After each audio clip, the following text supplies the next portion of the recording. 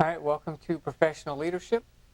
In this video, we're going to go over the third component of the executive decisions part of our model, right?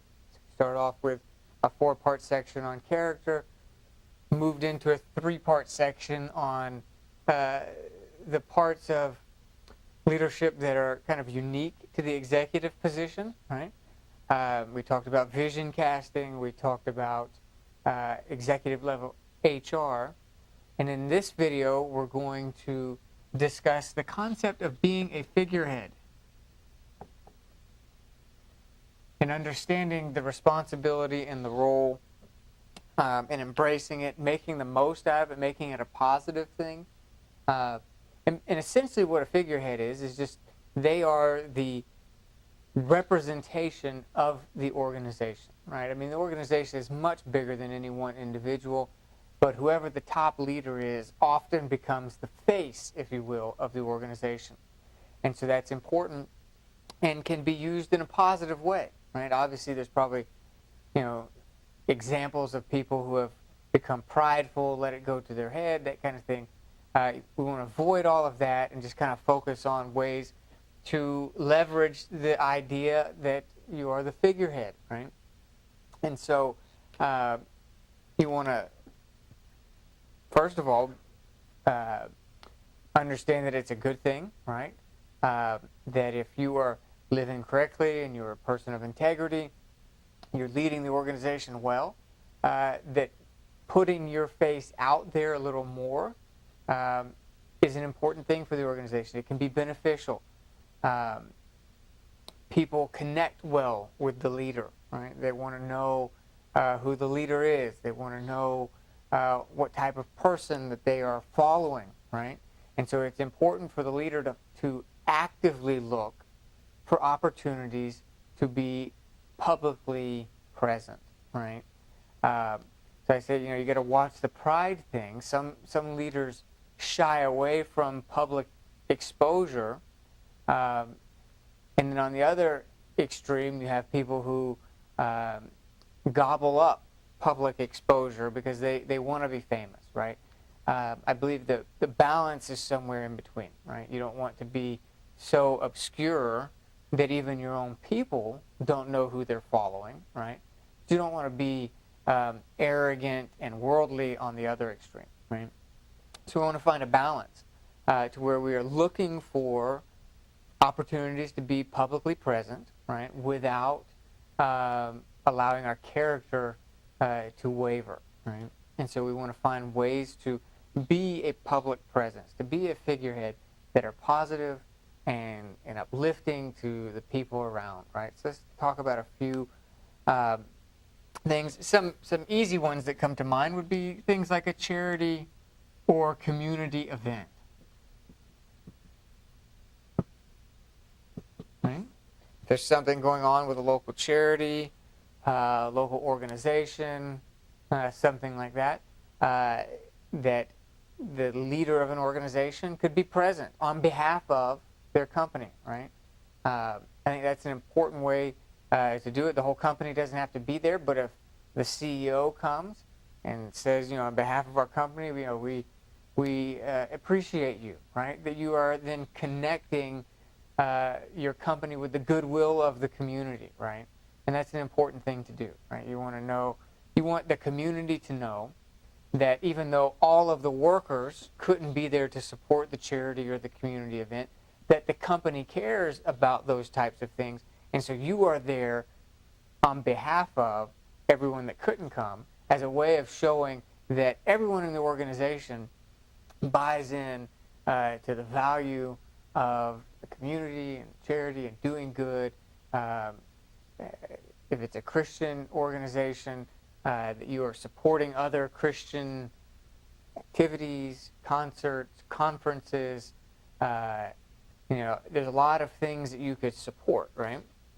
And as the figurehead, you have opportunities to do that. There's charity dinners. There's conventions. There's all kinds of conferences and things that you can come and represent and be part of that, right? So that's something. Look for those things to get the company's name out there, to connect the company with other organizations, to network in some respects, to show that the company is good-natured and good-willed and supportive. Those types of things come when the leader makes himself available or herself available to different opportunities, right?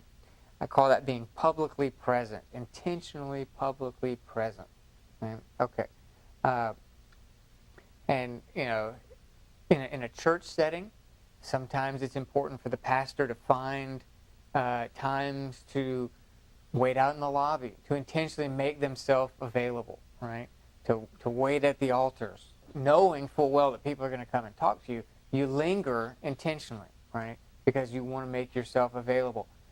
In a church setting, maybe the pastor comes to events that other departments are doing to show their support, right? To make themselves available. Maybe something with the children's church or something that they're doing an event on a Saturday. It's important for the pastor to show up, even if he doesn't stay for the whole thing, to come because they are the figurehead to represent the leadership and to say that we support you, right?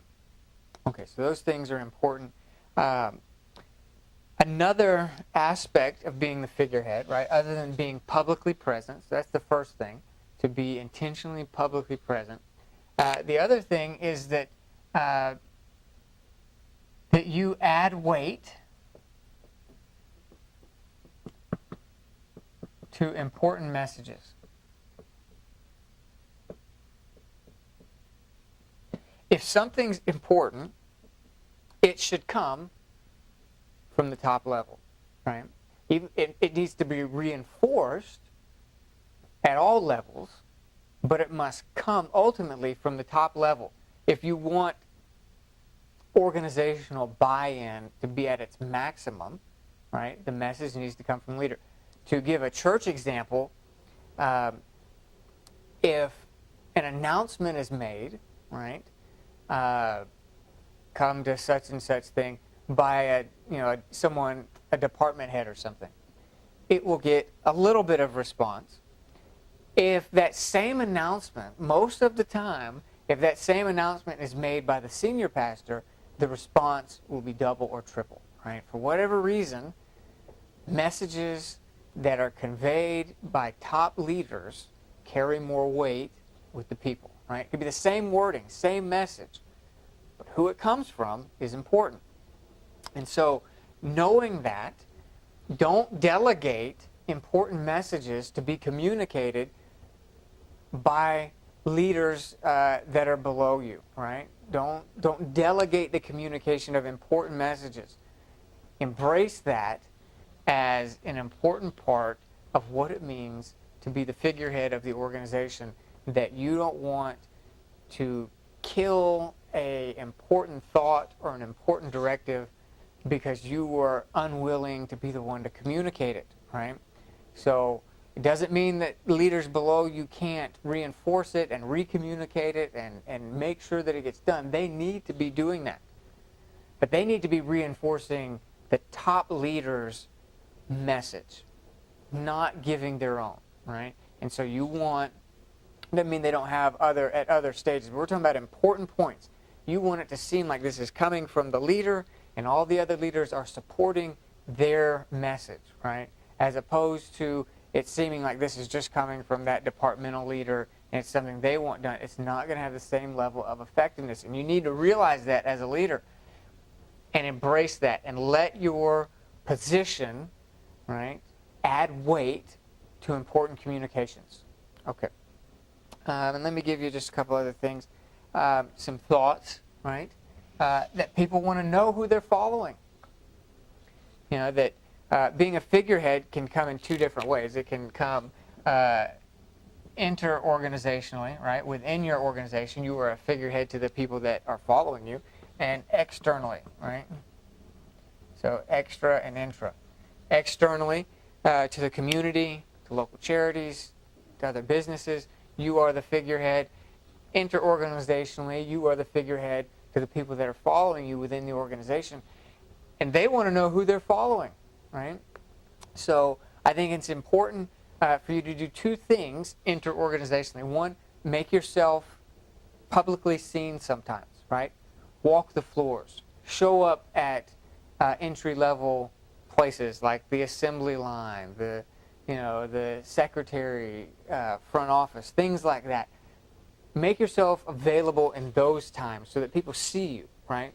They get to see that you're human like everyone else, and that you have a good personality. Be encouraging when you're there, be uplifting, be motivational when you're walking around. You want to do those types of things. But then the other thing, in addition to making yourself available inter-organizationally, I think you also need to make your stories available, right? It doesn't mean that you write a book or something, but there needs to be at least the narrative of who you are, right? Where did you come from? Why are you here? What is your vision? What is your passion? What is your family like? You don't have to tell a whole bunch of details, but if you're a family person, let people know that, right? Everybody likes that, right? People want to know that you care about your kids and your wife or your husband, right? They want to know those types of things. It puts a human side to your leadership, right? You don't want to overemphasize that, right? But it needs to be there. So sometimes perhaps in literature or the website or occasionally, something that you disseminate through the organization in some way, right? It could be in the training manuals. It could be in an inter-office email. It could be as part of the website in the About Us section. But somewhere you want to, every once in a while, incorporate perhaps some of your history, some of your passion, some of who you are. Reveal yourself a little bit to the people so that they know who they're following. That's important. They need to know who is the figurehead. Right? And then externally, some of these things go both ways, right? So you want to make yourself visibly present, and you want to make your stories present, and that can find itself intra or extra, right? Internal or external. And so you want to think through these things. As the leader, it is not just something that you're doing for personal ambition or personal gain. You understand the role that you play as the figurehead of the organization. So you manage that well. You make yourself publicly available, right? Both within the organization and without. You reveal a little bit of your history so that people can connect with you, right? And you embrace the idea that you are the visible manifestation of the culture that you're trying to convey, right? So the stories, the things that you share, the public appearances, the visibility that you embrace are avenues for letting people see the cultural aspect, the worldview, the character, the integrity that you want them to embody. You need to make that visible. Not in a prideful, hey, look at me way, but in a, I am the example that I expect to see in other people. And so I will publicly reveal a little bit about myself. I want to be visible so that the things that I embody as the leader can be seen by everyone, so that our culture begins to spread more evenly and more effectively, right? If nobody ever sees the leader, then their personality and their character doesn't have a whole lot of influence on the culture in the organization, right? So you want to make yourself intentionally visible with the right motive. Your motive is to bring a godly, well thought out, honest character and culture into the organization. You want to bring it to the forefront by making yourself visible, right? You're not trying to make yourself visible for pride and ego and selfish ambition. You're making yourself visible so that the right culture gets disseminated through the organization, right? And then you also understand that as the figurehead, you lend weight to communication, and you need to embrace that, right? And then people need to know who you are, and when people know who you are, not only do they embrace the culture, right, but they're often more willing to follow you because you're not someone that can't be touched, someone that they don't know, because sometimes when people don't know, their imagination will use stereotypes, and often the stereotype of the CEO is rich and doesn't care, right? He's got all kinds of money, doesn't care about us. He cares about his position. You have to break that stereotype by becoming publicly visible so that people are willing to give their best because they know they're following someone who cares, right? Okay.